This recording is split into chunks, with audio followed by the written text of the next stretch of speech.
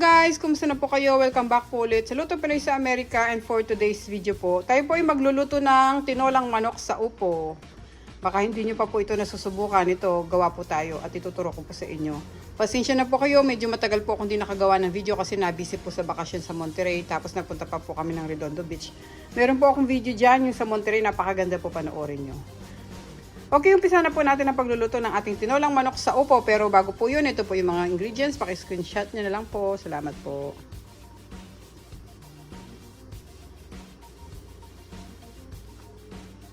Yan. Sa mga bago po sa aming channel, sana mag-subscribe po kayo sa Luto Pinoy sa Amerika. At paki-check nyo yung other videos namin. Marami po kami masasarap na recipe doon na pwedeng-pwede po sa pamilya nyo. Mag-start na po tayo.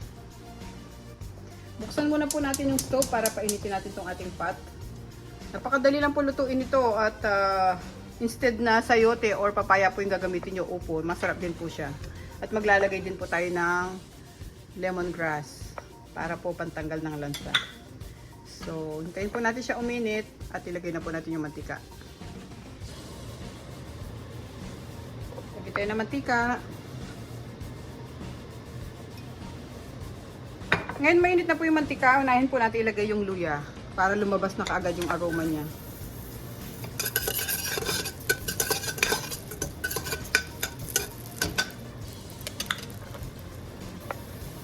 Okay, sunod na natin yung ating bawang at sibuyas.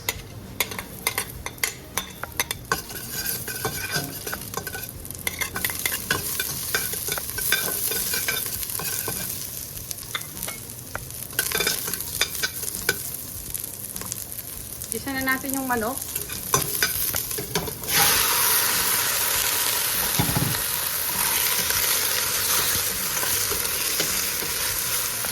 Lagyan muna po natin siya ng paminta.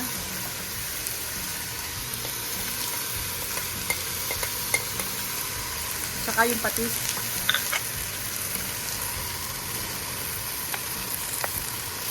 Dalawang kutsara po yung patis na lalagay ko. Haluin natin.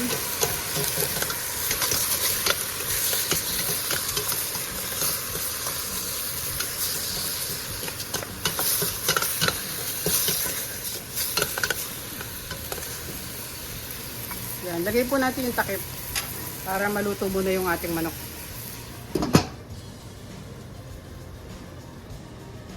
Buksan na natin guys, haluin muna natin.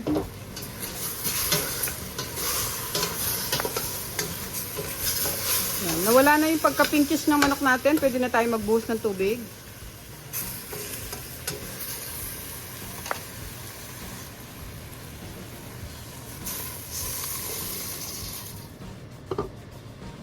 Tapos isusunod ko na po itong ating malunggay. Kasi yung nabibiling malunggay po dito, frozen siya.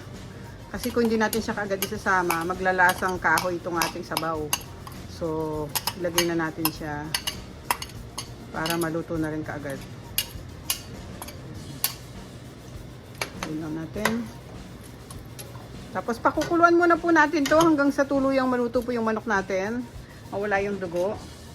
Tapos isasama ko na rin pala itong ating lemongrass para magkalasa na siya. Lagyan natin takip. Hintayin po natin siyang kumulo at maluto ng tuluyan yung manok. Ngayon guys, kumukulo na siya. Bubuksan ko muna tapos hahaluin ko.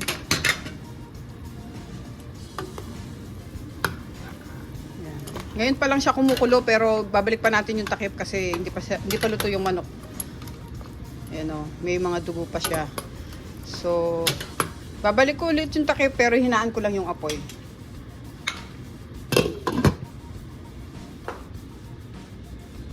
Hinaan lang natin sa medium.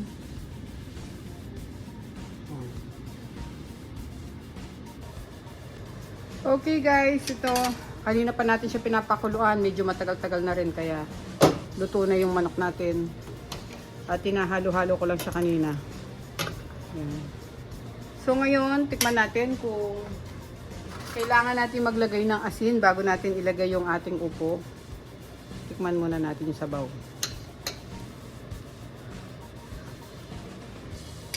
Yan, medyo matabang siya so ilalagay ko to. May nakaready ako ditong 1 teaspoon ng asin.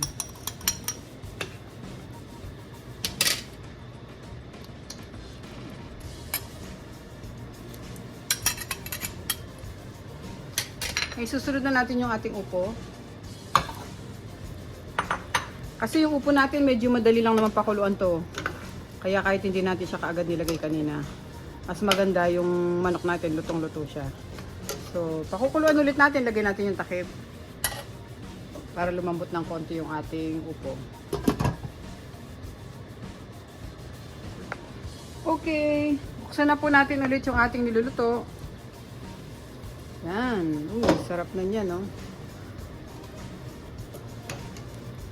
Ayaw po nating malamog yung upo, kaya okay na po ito para sa akin. At i-off ko na po yung stove. At ilalagay na natin siya sa ating serving plate.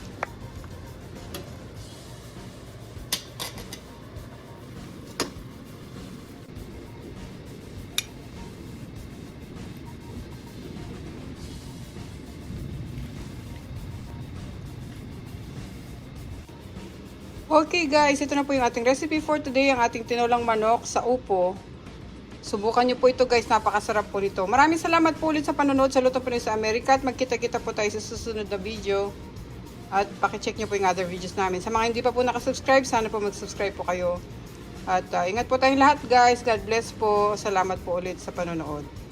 Ito na po ang ating recipe for today, ang ating pong tinolang manok sa upo.